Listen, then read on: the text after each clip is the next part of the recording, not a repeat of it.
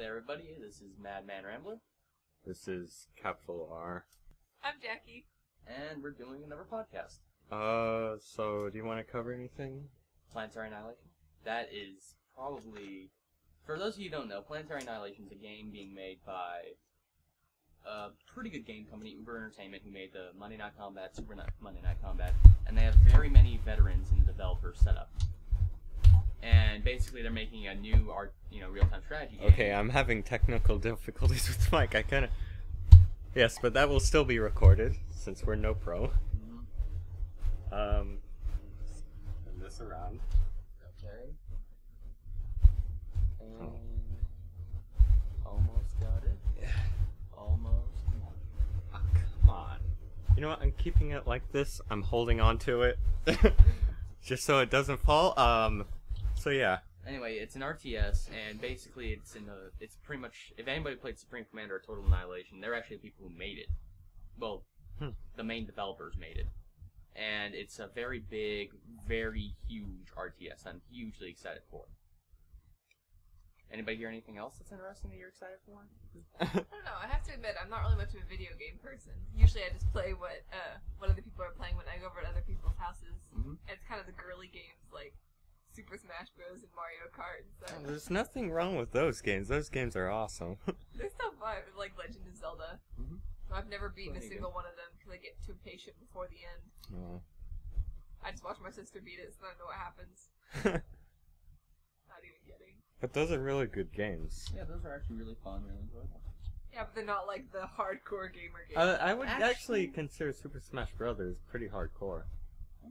For a Nintendo title? It's an arguable thing. The problem is that hardcore, for a lot of people that aren't in hardcore, they immediately think blood and guts and stuff. That's not true at all. I mean, it's very much... Hardcore is just if you have a dedication to the games and you really enjoy them and you spend more than just like an hour a day playing them. So... Like, casual games would probably buy, like... Angry Pigs, Farmville... Wait, no, Angry Pigs? Yes, the sequel to Angry Birds. It's going to be a very... I'm sorry, I'm not supposed to say it. If I was one of those pigs, I'd be pretty pissed too. I mean, they're just destroying you over and over again. And of course the joke about how it's like a theory for Afghanistan, all that stuff, that's always weird. Yeah, no matter where you come up with or what game you come up with, no matter how simple and... There's always going to be some underlying theory about them because simple games are always something that people like to look at and go, there must be something behind there. And plus, whenever something is popular, as it gets more popular, there's more people listening to it, more people come up with their own theories about it, and then it just evolves from there. Yeah.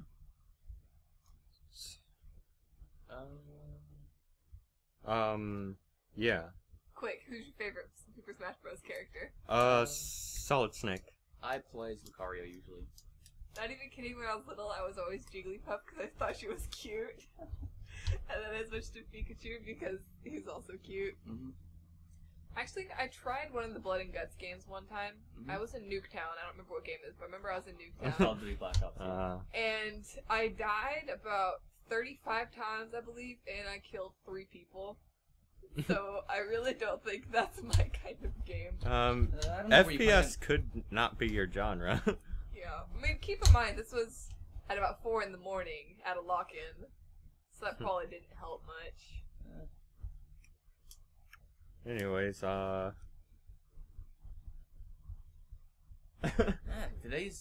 besides the whole Planetary Annihilation thing, which I learned about recently, there's What been is much... it about exactly?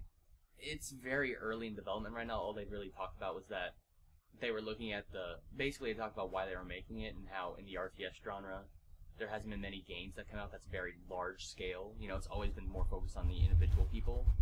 And so they wanted to make something that was basically like, you could like look at your screen, it's nothing but units, and you can keep scrolling out and it's still nothing but units, so you get like, you can see a whole planet, and it's just 2 forces clashing against each other, but you can't see the planet itself, you can just see the guys on it.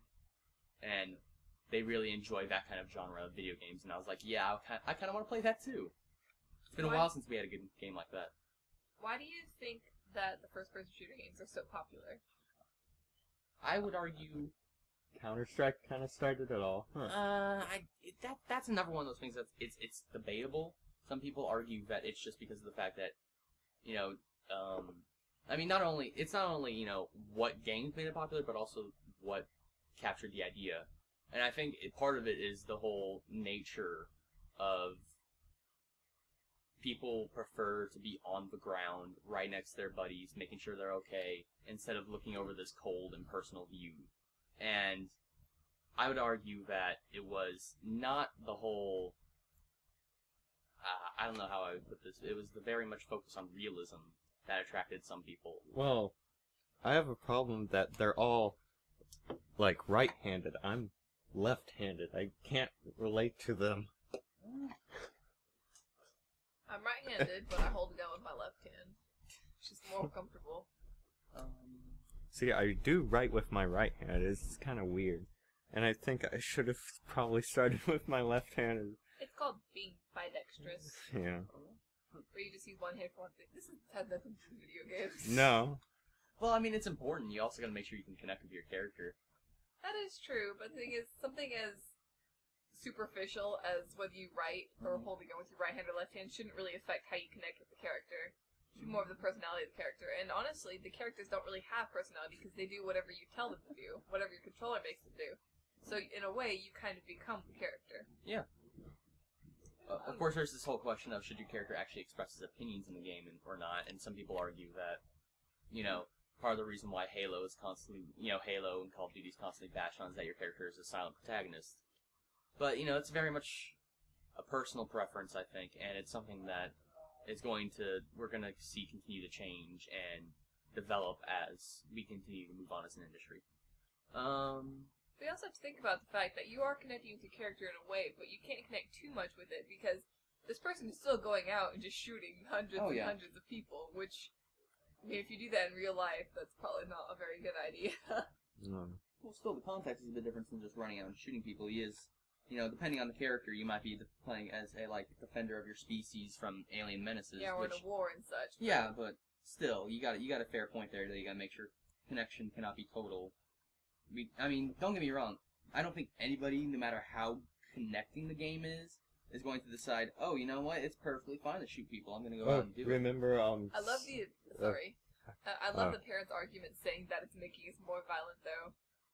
Because I guarantee any 12-year-old boy that's in his room in the dark at 3 in the morning playing Call of Duty isn't going to go out and actually shoot someone. Anyways, the thing about Spec Ops is Spec Ops? You told me like it was different. Oh yes, a game called Spec Ops: The Line, which is very interesting. It was written by the same guy who wrote Apocalypse Now, which is that very, very brutal, look into war and how it is. Basically, what Spec Ops: The Line does is it puts you in this corner where all of your options are equally bad and you know it. Like, for instance, something that comes up really early in the game is you come across a group of survivors that all have weapons, and you either have to choose to try and talk them down, which doesn't work, and you eventually start shooting them. You can try preemptively to shoot them. You can shoot your gun in the air and try and scare them off. No matter how you approach it, you have to kill those people, and it's interesting that they make you choose these hard decisions. And it's also interesting because, for the first 20 or so minutes of the game, it has you, doing the standard FPS shooting stuff, running around, very, very fast-paced, and, all these people are evil. And then, 30 minutes in, you also run across the American soldiers you're supposed to find, and you realize that they've been actually, acting as if they're evil people, and it's evil because they're evil, not because of the color of their skin or where they're from. And it's almost bothering by the fact that that's the first shooter in a while that's actually made it. They're evil because they're evil, and not they're evil because they're from here. Mm. I can think of every Call of Duty for, the past 5 years has just been, they're evil because they're German, or they're Russian, or they're from some Middle Eastern country that we can't pronounce well. It's... Uzbekistan! Yeah, like Uzbekistan. And it's just... Tajikistan. Yeah. So anyways, What time are we at? I think we should end this because we're at...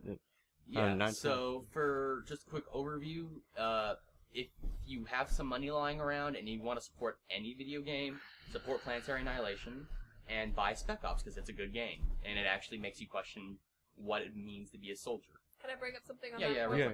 It was a brain conundrum kind of thing where would you rather, if there's a train coming down these tracks and you can move the lever to change the direction of the train, and you can either kill 30 people who you couldn't see who are very far away, or 5 people that are close to you and you can see them. They're begging for you to save them. and I've even seen though that's actually a choice that comes up in the video game where you have like a third. I think there's a choice that comes up. I'm not entirely sure about this, but I think a choice comes up where one of your squad mates, either you sacrifice him or you sacrifice a group of civilians that you don't know, and it's very much like that. It makes you choose between 2 hard choices that you can't feel comfortable with either way you make. And that's Spec Ops. So well, let's end this right now. I'm Madmanrambler. Capital R. See ya. I'm Jackie. And see you later. See ya.